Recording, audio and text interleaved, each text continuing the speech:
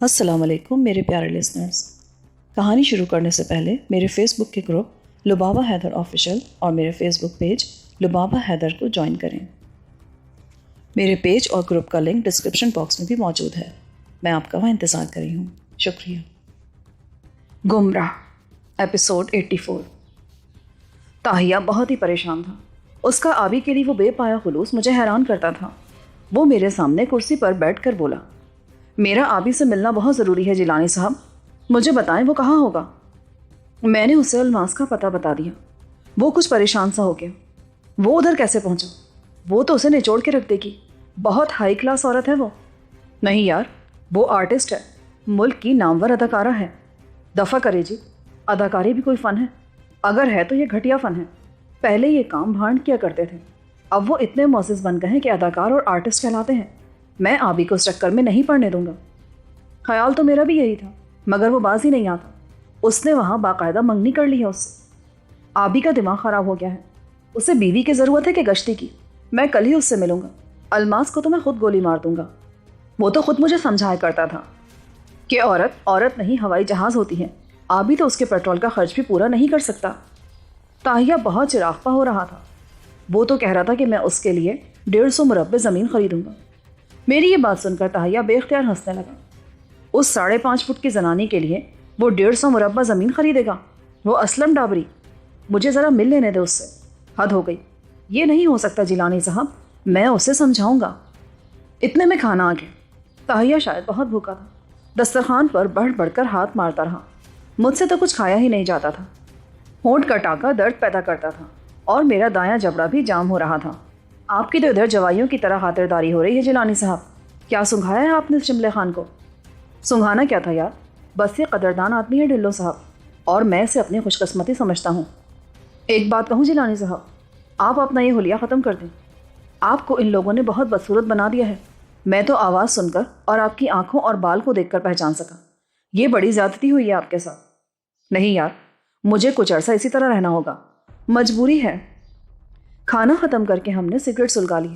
طاہیہ کو میں کوشش کے باوجود آبی کا نعم البدل نہ سمجھ سکا۔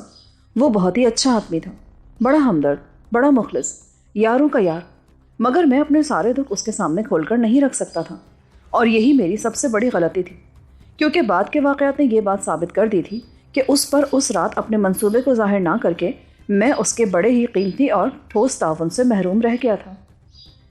کوئی آدھے گھنٹے بعد وہ ڈھلو صاحب کے ساتھ شہر روانہ ہوا تو میں بتی بچھا کر لیٹ گیا۔ نیند کی وہ جھپکی بڑی غنیمت تھی، کیونکہ مجھے نہیں معلوم تھا کہ کل کی رات مجھے کس جگہ اور کن حالات میں کہاں ملے گی۔ میرا حال تو اس پرندے کا سا تھا جو رات کی تاریکی میں بے عطا ہونے کے بعد آسمان سے اترا اور بھول گیا کہ اس کا گھونسلہ کہاں ہے۔ دوسرے دن ڈھلو صاحب عصر کے قریب شہر سے واپس آئے۔ طاہیہ ان کے ساتھ نہیں تھا۔ وہ گاڑی سے اترے اور سیدھے میرے پاس آئے۔ وہ چھوٹتے ہی بولے، آبی کی والدہ کو میں نے رہا کروا دیا جیلانی صاحب، اب طاہیہ اسے اپنے ساتھ لے کر گیا ہے۔ یہ تو بہت ہی اچھا ہوا ڈھلو صاحب، بیچاری بہت پریشان ہو گئی ہوگی۔ ہاں، وہ بہت رو رہی تھی۔ میرا خیال ہے اسے اپنے بیٹے کے کاروبار کے متعلق کچھ بھی پتہ نہیں ہے۔ ہاں یہ درست ہے، آبی نے اسے کبھی کچھ نہیں بتایا۔ وہ کبھی گرفتار بھی نہیں ہوا تھا، بہت کاریگر آدمی ہے وہ۔ مجھے بھی یہی احساس ہوتا ہے۔ اگر ممکن ہوتا تو اسے آپ کے ساتھ میں انڈیا بھیج دیتا، وہ خود وہاں پہنچ جائے گا، اس نے مجھ سے وعدہ کر رکھا ہے۔ یہ تو بہت اچھا ہوگا جیلانی صاحب، مجھے یقین ہے کہ وہ آپ کے بہت کام آ سکتا ہے۔ بہرحال یہ لے، یہ رہا آپ کا پاسپورٹ اور یہ ہیں دوسرے کاغذات، یہ ہے وہ فہرست۔ یہ 4 آدمی ہیں، آپ ان کو کسی طرح ادھر پہنچا دیں۔ ان لوگوں کو ہم انہی کے ہتھیاروں سے ماریں گے۔ آپ کو پتہ ہے کہ وہ لوگ اس کام کے لیے اپنے ماہر جاسوس ادھر بھیج دیتے ہیں؟ مجھے معلوم ہے، مگر ہم بھی تو اپنا ایک بہترین آدمی ان پر مسلط کر رہے ہیں۔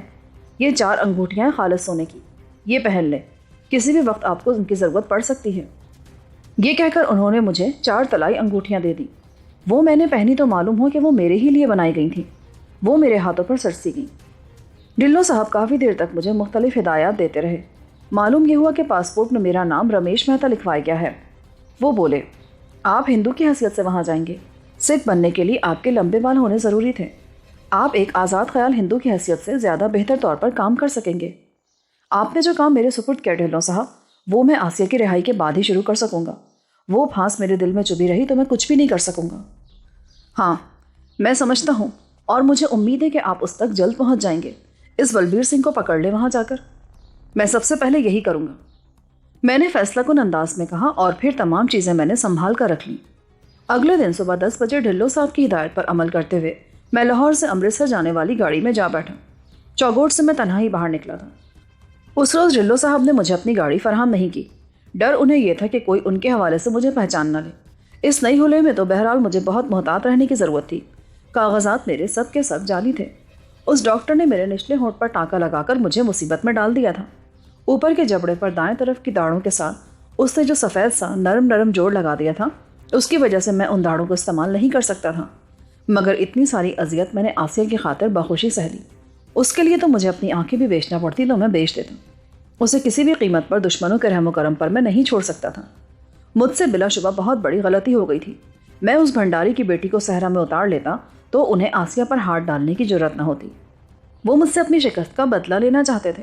उन्हें गुस्सा यही था कि मैं उनके हाथ से बचकर कैसे निकल गया। मैंने उनकी बात क्यों नहीं मानी, हालांकि मुझे वो बहुत बड़ा लालच दे चुके थे। मैं उनके भर्रे में कैसे आ जाता? मैं अपने हमवतनों का सौदा उनसे कैसे तय कर लेता? कैसे मैं अपने मुल्क के मफाद को उनके हाथों में बेच देता? यही वजह थी कि मैं जूं तूं करके वहाँ से निकल आया। मगर अब वो ऐसे बेवकूफ़ भी नहीं हो सकते थे कि फिर से मुझे उसी राह पर चलने की दावत देते। उन्होंने आसिया को इसलिए उठा लिया कि मैं उसके ताक़ुब में सरहद अबूर करके उनके सामने जा पहुँचूँ, और वो यही चाहते थे। और मुझे यकीन था कि अब की बार वो मुझे जिंदा वापस नहीं आने देंगे। वो मेरे खून से कम पर राज़ी नहीं होंगे, और मैं आसिया की रिहाई के लिए अपनी जान भी हार देने के लिए तैयार था। 60 डिब्बों की वो गाड़ी जब लाहौर से चली तो मेरे जहन में अजीब सी उम्मीदों बीम की कैफियत तारी थी। ढिल्लो साहब ने अपना गोपन बहुत सोच समझ कर तैयार किया था। मेरी इस भारत यात्रा में उनकी अपनी गर्ज भी फंसी थी, और मुझे मालूम था कि जो कुछ उन्होंने किया है उसमें बड़े साहब की रजा भी शामिल थी। अब तकदीर मुझसे लारा लेरी नहीं कर सकती थी। अब मैं बिलाखिर आसिया को हर आफत से महफूज कर लेने के आनी अज़म से भारत की तरफ जा रहा था, और मुझे यकीन था कि अपने मकसद में मैं कामयाब हो जाऊंगा, क्योंकि मैं तो किसी को उजाड़ने के लिए नहीं जा रहा था। वो काम जो मुझे ढिल्लो साहब ने सौंपा था उसका गुनाह तो उनके सर था। वसीतर मुल्की मफाद के पेश नज़र मैंने हामी भर ली थी, वरना मैं उस बखेड़े में पड़ना ही नहीं चाहता था। उस रोज़ गाड़ी में काबुल से आए हुए सिखों की काफ़ी तादाद थी, मगर वो इतना अरसा उन अखबारों के दरमियान रहने के बावजूद सिख ही रहे थे। उनकी बोलचाल, उनका अंदाज़ नशिस्त व बर्खास्त, सबका सब बोलता था कि वो सिख हैं। उनके लिबास और उनके गिरद फैला सामान ये बताता था कि वो खासे मतमोल लोग हैं। काबुल में उनके कारोबार बड़े मतनू किस्म के थे। मुलाजमत पेशा वो हरगिज़ नहीं थे। उनकी गुफ्तगू से मालूम होता था कि वो काबुल में ख़ास मकासद के तहत गिरोह दर गिरोह ठहरे हुए थे। हिंदू उनमें हाल खाली थे। उनके अजीज़ व क़ारिब कारों में सवार होकर वाघा से आगे जा चुके थे। वो जो कारों में ना समा सकते थे, गाड़ी में सफ़र कर रहे थे। मेरे करीब ही एक अधेड़ उम्र का सिख बैठा था। उसकी घनी खिचड़ी दाढ़ी नाफ तक लटकी हुई थी। सर पर उसने केसरी रंग की पगड़ी बांध रखी थी। सफ़ेद चूड़ीदार पजामा और खुली आस्तीन का कुर्ता उसके दोहरे बदन पर खूब सज रहा था। वो अपने करीब बैठे एक ज़ईफ़ुल उमर सिख से बातें करते करते एकदम रोने लगा। ये मोटे मोटे आंसू उसकी आंखों से उबल पड़े। वो बोला, भाया जी, ये सब तकदीर की मार है। मेरे मक्खन सिंह के मरने के दिन तो नहीं थे ये। मगर सरदार जी, उसे हुआ क्या था? वो तो बहुत ही सोना जवान था। पता नहीं यार, मेरी बेटी का खत आया था, पहले उसने तार दिया था, मगर वो मुझे मिला ही नहीं। खत में उसने लिखा कि मक्खन सिंह को किसी डाकू ने मार दिया। वो सब इंस्पेक्टर था और अब इंस्पेक्टर होने वाला था। कोई पुलिस मुकाबला हुआ था? नहीं भाया जी, उधर भंडारी साहब की कोठी पर वो ड्यूटी दे रहा था। उसे ना गोली लगी ना चाकू, बस कहते हैं कि डाकू ने उसका गला घोंट दिया। मगर ये बात मेरी समझ में नहीं आई। वो कोई बच्चा था क्या? बड़ा गबरू जवान था मेरा जवाई, उसका गला कौन घोंट सकता है? पर सुरन सिंह जी, खत में कुछ और भी तो लिखा होगा। उसने लिखा था कि वो डाकू कोई पाकिस्तानी स्मगलर था। वो उसी दिन भंडारी को अगवा करके पाकिस्तान ले गए थे, एक हेलीकॉप्टर में। और भाया जी, वो हेलीकॉप्टर भी उन नामर्दों ने खुद उसे दिया। हाँ, ये बंदर की औलाद, ये लाले बड़े सूरमा बनते हैं। इन स्मगलरों ने भंडारी, उसकी पत्नी और बेटी को पिस्तौल की जद में लेकर कहा, हमें हेलीकॉप्टर सप्लाई करो, वरना हम इनको जान से मार देंगे। और उनकी धोतियाँ ढीली हो गई। अच्छा, ये वही केस है। मैंने अखबार में तफसील पढ़ी थी सुरन सिंह जी। वो मक्खन सिंह आपका दामाद था। हद हो गई भाया जी। तो आप इसी सिलसिले में अमृतसर जा रहे हैं? सरजीत सिंह नामी उस सिख ने बात को समझते हुए कहा, हाँ भाया जी, अब कौशल्या को मैं अपने साथ काबुल ही ले जाऊंगा। उसकी तो जिंदगी बर्बाद हो गई। सुरन सिंह ने यह कहकर अपने केसरी रंग के पड़ने से आंखें पोंछी और मेरे सिगरेट के धुएं से बेजार होकर बोला, लाला जी, हम पर कृपया करें और ये सिगरेट बाजी बंद कर दें। یہ کہہ کر وہ اپنی کرپان کے چمکتے ہوئے چرمی غلاف پر پڑنا پھرنے لگا۔ میں نے سگریٹ بجھا دی۔ مجھے اس سے لجنا نہیں تھا۔ سگریٹ سے اس کی نفرت میری سمجھ میں آ رہی تھی۔ مجھے क्षमा کر دے سردار جی، مجھے یاد نہیں رہا۔ آپ کا داماد تھا وہ مکھن سنگھ۔ آپ کی باتیں سن کر مجھے بہت افسوس ہوا ہے۔ ہاں مہاراج، بس ہونی اپنا کام دکھا گئی، کون کیا کر سکتا ہے۔ گھر کہاں ہے آپ کا؟ ہم ادھر امرتسر میں مہان سنگھ کے کٹڑے میں رہتے ہیں۔ میں نے اپنا جدی پشتی مکان اپنی بیٹی کو دے رکھا ہے۔ اس بھنڈاری کو تو مار دیا ہوگا ان لوگوں نے؟ میں نے جان بوجھ کر پوچھا۔ نہیں جی، وہ سالہ ان کی منت سماجت کر کے بچ نکلا۔ ایسی مضبوط رشوت تھی اس کے پاس، بچتا کیسے نہیں؟ سرجیت سنگھ نے بڑے ہی جلے بھنے لہجے میں کہا۔ مگر وہ اسے کیوں لے گئے تھے؟ کیا چاہتے تھے وہ اس سے؟ کیا پتا کیا چاہتے تھے۔ اپنی جان بچانے کے لیے وہ اس کو باندھ کر لے گئے اور گورنمنٹ ان کے سامنے بے بس ہو گئی۔ یہ کہہ کر وہ اٹھا اور بیت الخلاء میں جا گھسا۔ اس کی باتیں مجھے حیران کر گئی۔ وہ اس انسپیکٹر کا سسر تھا جسے میں نے اس روز بھنڈاری کی کوٹھی کے غسل خانے میں دوسرے انسپیکٹر سمیت بے ہوش کر دیا تھا۔ اس کا مطلب یہ تھا کہ میرا ہاتھ کچھ زیادہ ہی سخت پڑ گیا تھا اور میں نے اس کی رگِ احساس ہی نہیں ملی بلکہ اس کی سانس کی نالی بھی کچل دی تھی۔ وہ حبس دم کی وجہ سے وہیں مر گیا۔ یہ بڑی خوفناک بات تھی۔ اس کی وہ المناک موت ہی امرتسر پولیس کو پاگل کر گئی تھی۔ یہ انہی کا اشارہ تھا جس پر عمل کر کے وہ سنبل حرکت میں آ گئی تھی، اور وہ لوگ اب سر کے بدلے سر کا مطالبہ کر رہے تھے۔ وہ اس بات کا تہیہ کیے بیٹھے تھے کہ جس طرح بھی ہو سکا وہ جیلانی کو پکڑ کر مکھن سنگھ کی موت کا انتقام مجھ سے ضرور لیں گے۔ آسیہ کو بھی ان لوگوں نے اسی لیے کبیر شاہ کے گھر سے اٹھوا لیا تھا۔ انتقام کی آگ نے انہیں اس حد تک اندھا کر دیا تھا کہ انہوں نے وہاں اپنا ایک آدمی بھی ضائع کروا لیا، مگر وہ اپنے منصوبے کو ترک کرنے پر آمادہ نہ ہو سکے۔ مجھے یقین تھا کہ اس ہولناک صورتحال میں سب سے زیادہ اہم کردار یا تو اس بھنڈاری نے ادا کیا یا بلبیر سنگھ نے، جسے میں آغا بلال کے روپ میں بہت عرصہ پہلے نولکھا تھانے میں دیکھ چکا تھا۔ مجھے سورن سنگھ کے غم کی فراوانی نے پریشان کر دیا۔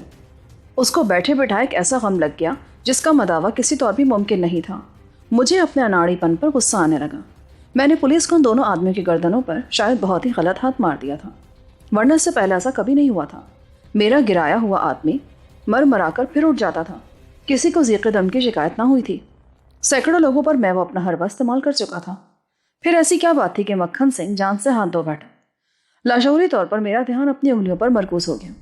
میں نے اپنی ہتھیلی پھیلا کر اپنے سامنے یوں رکھ لی جیسے میں اپنی تقدیر پڑھنے کی کوشش کر رہا ہوں، مگر میرا ہاتھ تو ذرا بھی نہیں بدلا تھا، ویسے کا ویسا ہی تھا۔ سورن سنگھ واپس آ کر اپنی سیٹ پر بیٹھا تو بڑی حد تک اپنے غم پر قابو پا چکا تھا۔ اس کی داڑھی بھیگی ہوئی تھی جس سے یہ معلوم ہوتا تھا کہ وہ منہ ہاتھ دھو کر باہر نکلا ہے۔ میں نے اسے مخاطب کرتے ہوئے کہا، میرا نام رمیش مہتا ہے سردار جی۔ آپ کی دکھ بھری داستان سن کر مجھے بہت افسوس ہوا۔ میں آپ کی کوئی سیوا کروں تو مجھے خوشی ہوگی۔ نہیں کاکا جی، واحے گرو کا دیا میرے پاس سب کچھ موجود ہے، بڑی دیا ہے مجھ پر اس کی۔ بس جو یہ زخم لگ گیا ہے یہ مٹ نہیں سکتا، وہ مسئلہ مل جائے تو میں اس کا خون پی لوں۔ میرا گھر سری گوبند پور میں ہے سردار جی۔ میں دھاگے کا کاروبار کرتا ہوں، مہینے میں 20 دن میرے امرتسر میں گزرتے ہیں۔ بڑی خوشی ہوئی آپ سے مل کر۔ میں اب 10-15 دن ادھر رہ کر واپس چلا جاؤں گا۔ پیچھے میں اپنے چندر سنگھ کو چھوڑ آیا تھا۔ میری منیاری کی دکان ہے کابل میں۔ چندر سنگھ میرا بیٹا ہے اور وہی میرا سب کچھ ہے۔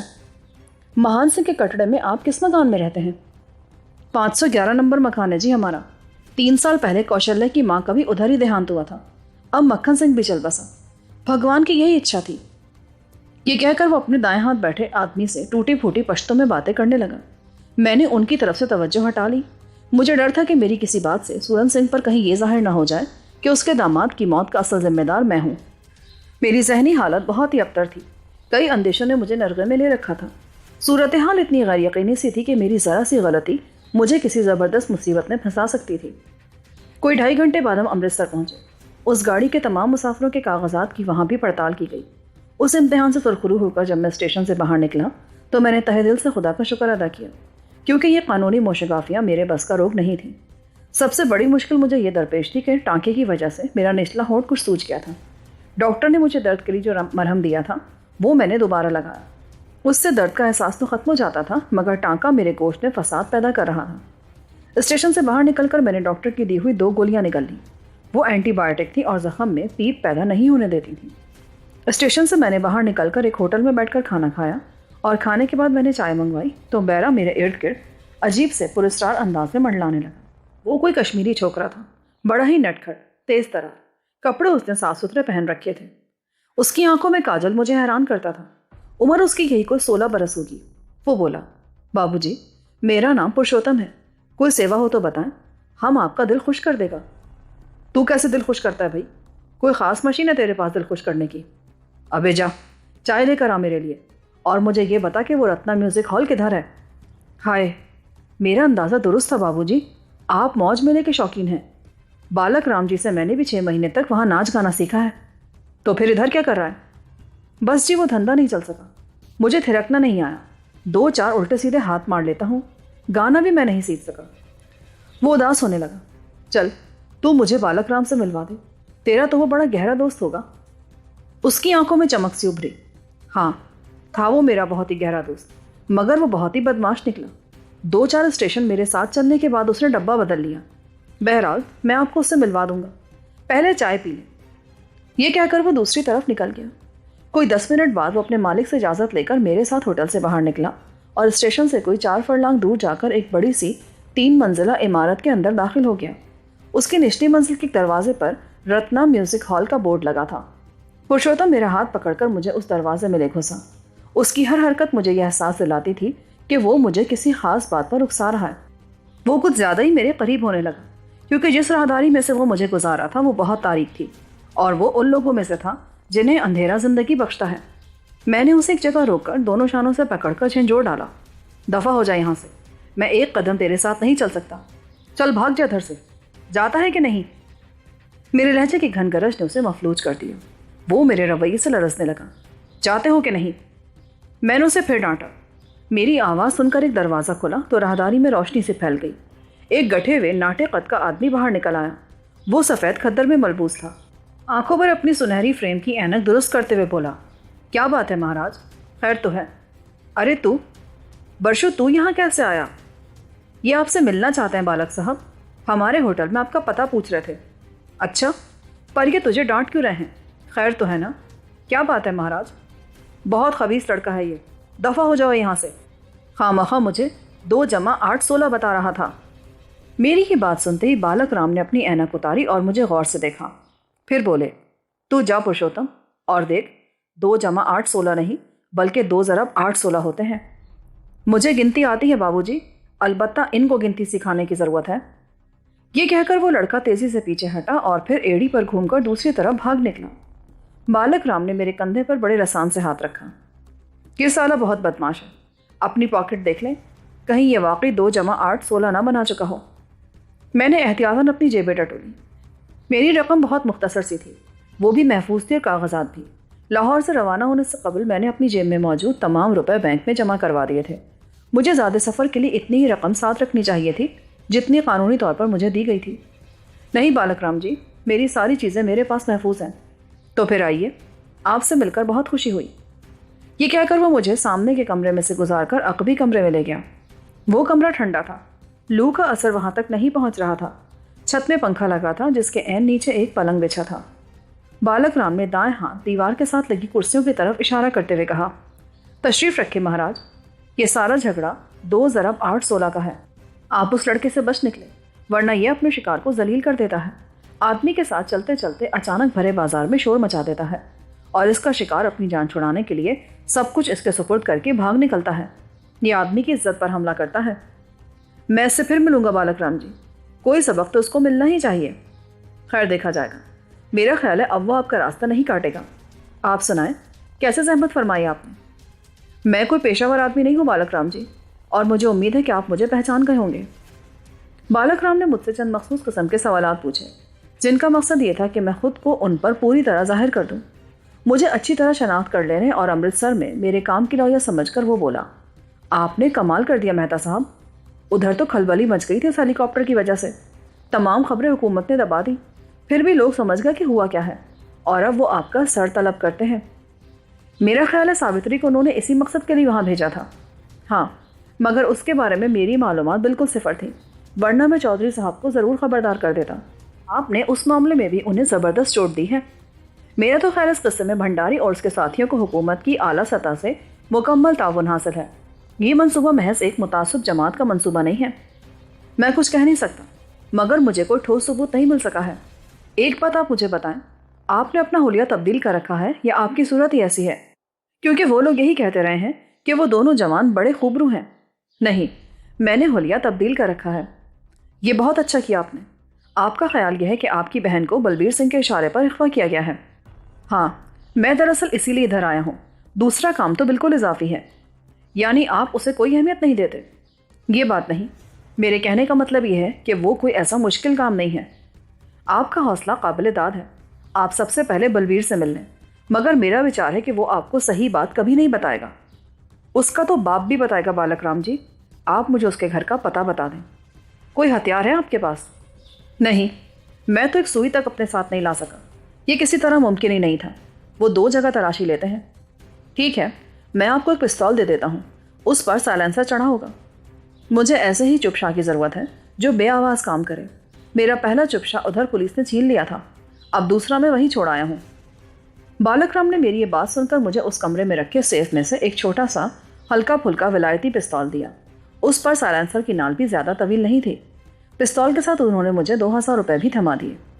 یہ رقم ساتھ رکھ لیں، کسی بھی جگہ ضرورت پڑ سکتی ہے۔ ویسے آپ میری مانیں تو سب سے پہلے ان آدمیوں کو یہاں سے اٹھوائیں اور میرے پاس پہنچا دیں۔ میں انہیں ایکسپورٹ کر دوں گا۔ کس راستے سے؟ یہ بات آپ مجھ پر چھوڑ دیں۔ میری مشکل یہ ہے کہ میں یہاں اب تنہا رہ گیا ہوں۔ وہ بالنات کہاں رہتا ہے؟ اسے پرسوں رات کسی نے رام باغ میں گولی مار دی تھی۔ وجہ سمجھ میں نہیں آئی۔ وہ دراصل ایک طوائف کے چکر میں پھنس گیا تھا۔ وہ بے تحاشا شراب پینے لگ گیا تھا۔ اگر وہ چند دن اور زندہ رہتا تو شاید میں بھی تباہ ہو جاتا۔ کیوں؟ کیا وہ بھروسے کا آدمی نہیں تھا؟ تھا تو وہ بہت ہی بھروسے کا آدمی، مگر شراب اور عورت کے پیچھے وہ کچھ اس طرح بھاگنے لگا کہ کسی بھی وقت وہ ہمارے راز بیچ سکتا تھا۔ اس کا مطلب ہے کہ آپ نے اسے خود ہی… ہاں، مجھے افسوس ہے، مگر مجھے مجبوراً ایسا کرنا پڑا۔ اس کے سپرد بڑی اہم ذمہ داری تھی، مگر وہ لاپرواہ ہو گیا تھا۔ بالک رام کے اس یکبستہ لہجے نے مجھے حیران کر دیا۔ وہ بال ناتھ کے قتل کا ذکر یوں کر رہا تھا جیسے اس نے کسی باولے کتے کو مار دیا ہو۔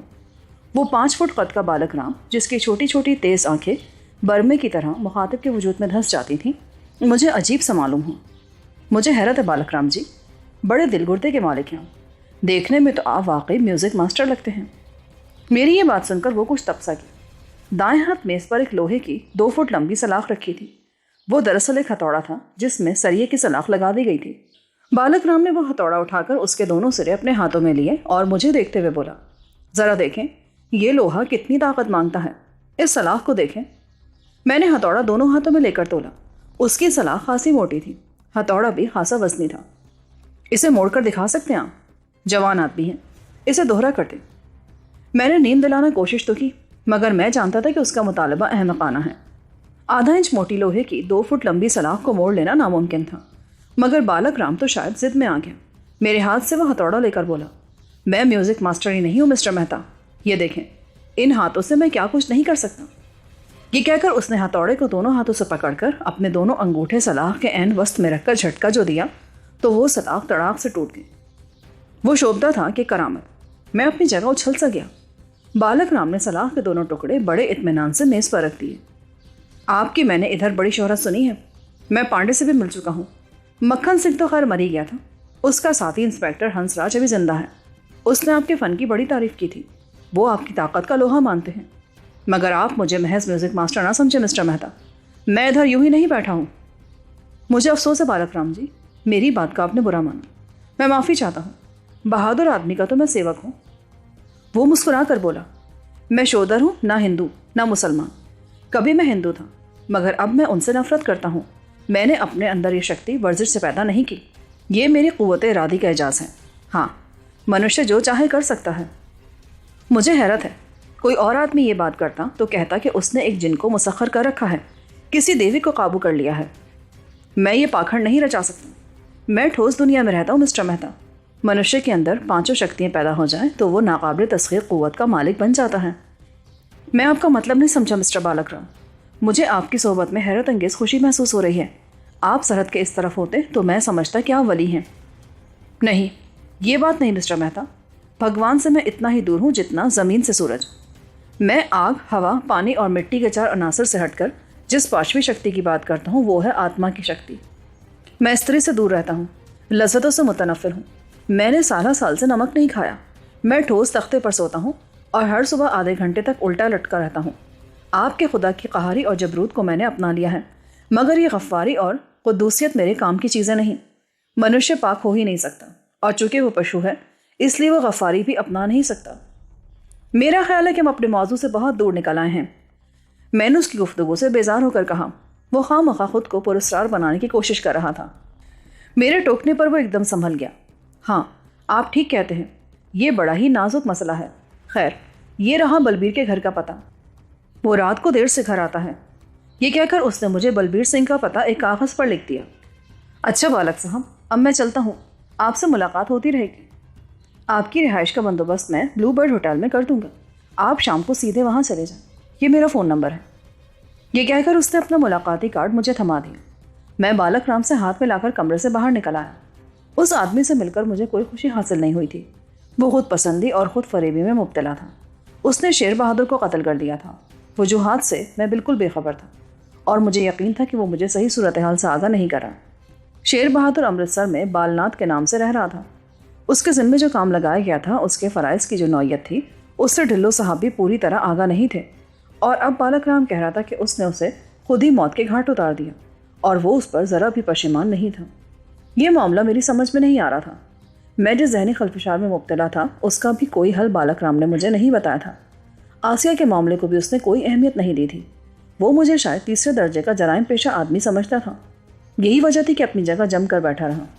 جب میں عمارت سے باہر نکلا تو اس بالک رام پر مجھے بہت غصہ آ رہا تھا، مگر میں نے اس سے کوئی تعارض کرنا مناسب نہ سمجھا، کیونکہ میں اس کو پوری طرح سمجھ نہیں سکا تھا۔ بلبیر سنگھ کا گھر کمپنی باغ کے عقب میں تھا۔ میں نے ٹیکسی سڑک پر روکی اور ڈرائیور کو انتظار کرنے کا کہہ کر مکانوں کی قطار کے سامنے سے گزرنے لگا۔ گلی تنگ تھی، ورنہ میں ٹیکسی اندر لے جاتا، مگر جب میں بھیشم اسٹریٹ کے آخری کونے میں جا پہنچا تو مجھے محسوس ہوا کہ بلبیر سنگھ کے گھر کے دروازے پر ٹیکسی دوسرے سمت سے لائی جا سکتی ہے۔ میرے ذہن میں بیک وقت کئی منصوبے جنم لے رہے تھے، مگر میں کسی ایک کے بارے میں بھی وسوس سے کچھ نہیں کہہ سکتا تھا۔ بلبیر سنگھ کا گھر اس گلی کے آخری کونے میں تھا۔ ٹیکسی کو دوسری سڑک پر سے گزار کر جب میں وہاں پہنچا تو معلوم ہوا کہ وہ ایک کنال کے قطعے پر بنا مکان خاصا خوبصورت ہے۔ عمارت اس قطعے کے عین وسط میں بنی تھی۔ صدر دروازے میں سے گزرتے ہی ڈیوڑی کے دائیں جانب کمرے شروع ہو جاتے تھے۔ آپ کو کہاں جانا ہے لالا جی؟ ڈرائیور نے پوچھا۔ اس کا لب و لہجہ خاصے پڑھے لکھے لوگوں جیسا تھا۔ میں انسپیکٹر بلبیر سنگھ سے مل کر ابھی آتا ہوں، تم میرا انتظار کرو۔ ٹھیک ہے لالا جی، مگر یہ بڑا کڑھپ تھانے دار ہے، ذرا بچ بچا کر جائیں، لمبی رشوت لیتا ہے یہ۔ آپ کا کوئی خاص کام پھنس گیا اس سے؟ نہیں بھائی، یہ میرا دوست ہے، بڑے دنوں بعد میں اس کے درشن کے لیے آیا ہوں۔ یہ کہہ کر میں نے دروازے پر دستک دی۔ جواب میں ایک بڑھیا دروازے پر نمودار ہوئی۔ نمستے ماں جی، مجھے بلبیر سنگھ نے بھیجا ہے، اس کی پتنی کے لیے ضروری سندیسہ لے کر آیا ہوں۔ کہاں سے آئے ہو تم؟ میں بمبئی سے آیا ہوں ماں جی، ان کی پتنی گھر پر ہوں گی۔ میرا نام رمیش مہتا ہے، میں ان سے ایک بہت ضروری بات کہنا چاہتا ہوں۔ رمیش مہتا؟ ذرا ٹھہرو، میں سیتا سے بات کرتی ہوں۔ یہ کہہ کر وہ پیچھے ہٹ گئی۔ جب وہ دوسری بار دروازے پر آئی تو بولی، اندر آ جاؤ بیٹا۔ یہ کہہ کر اس نے دونوں کواڑ کھول دیے، مگر ابھی میں دروازے میں داخل نہیں ہوا تھا کہ مجھے اپنے قریب ایک موٹر سائیکل کی آواز سنائی دی۔ میں نے پیچھے مڑ کر دیکھا تو سامنے بلبیر سنگھ کھڑا تھا۔ میں وہیں رک گیا۔ کس سے ملنا ہے آپ کو؟ وہ بڑے گمبھیر لہجے میں بولا۔ وہ سرکاری وردی میں ملبوس تھا اور پستول اس کے پہلو سے بندھا مجھے یہ احساس دلاتا تھا کہ اس کے لہجے کے اس تکبر میں اس ہتھیار کا بڑا عمل دخل ہے جسے وہ قرینے سے استعمال کرنا جانتا تھا۔ موٹر سائیکل اس نے بڑی احتیاط سے اسٹینڈ پر کھڑی کی اور پھر وہ میرے سامنے پورے قد سے تن کر کھڑا ہو گیا۔ میرا نام رمیش مہتا ہے، مجھے شری بلبیر سنگھ سے ملنا ہے۔ میں نے اپنی آواز بدلتے ہوئے کہا، میرا نام بلبیر سنگھ ہے، کیا کام ہے آپ کو مجھ سے؟ اس نے مجھے غور سے دیکھتے ہوئے کہا۔ وہ بہت چونکنا دکھائی دے رہا تھا۔ دیکھیں، میں بمبئی سے آیا ہوں، مجھے وشمبر ناتھ شرما نے آپ کے پاس بھیجا ہے، اگر کہیں بیٹھ کر آپ میری بات سنیں تو بڑی کرپیا ہوگی۔ وہ میرے گٹھے ہوئے سر، کھدر کے کرتے اور چوڑی دار پاجامے پر غور کرتے ہوئے بولا، میں تو کسی شرما صاحب کو نہیں جانتا، بہرحال آئیے، میں بیٹھک کھولتا ہوں۔ یہ کہہ کر وہ اندر چلا گیا۔ چند ہی لمحوں بعد اس نے گلی میں کھلنے والا اپنا بیٹھک کا دروازہ کھول دیا۔ آئیے، کیا نام بتایا آپ نے اپنا؟ یہ کہہ کر اس نے مسافر کے لیے ہاتھ میری طرف بڑھایا، مگر میں نے دیکھا اندیکھا کر دیا۔ ہاتھ سے ہاتھ ملتا تو شاید وہ مجھے فوراً ہی پہچان جاتا۔ رمیش مہتا۔ یہ کہہ کر میں کمرے میں داخل ہو گیا۔